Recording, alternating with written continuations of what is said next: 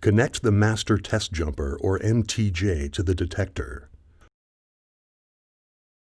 Reference the power out to get a zero reference.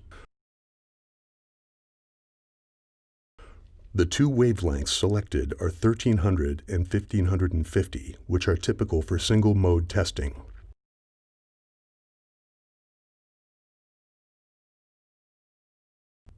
Clean and inspect the MTJ and the device under test, or DUT, end faces. Inspection not shown in video.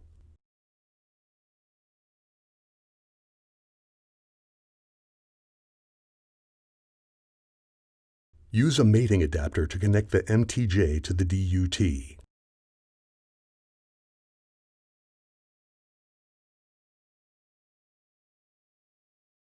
Connect the far end of the DUT to the detector. Press Start button. Within seconds, the software calculates the insertion loss and return loss results for each wavelength. To test the other side of the DUT, flip the jumper and repeat the measurement on the other connector.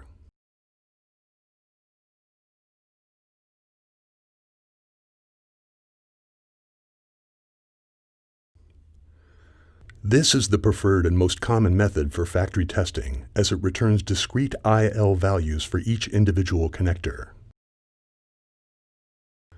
In situations where one or both of the connectors are not readily accessible, example, if connectors are already mounted in patch panels, other test methods are required.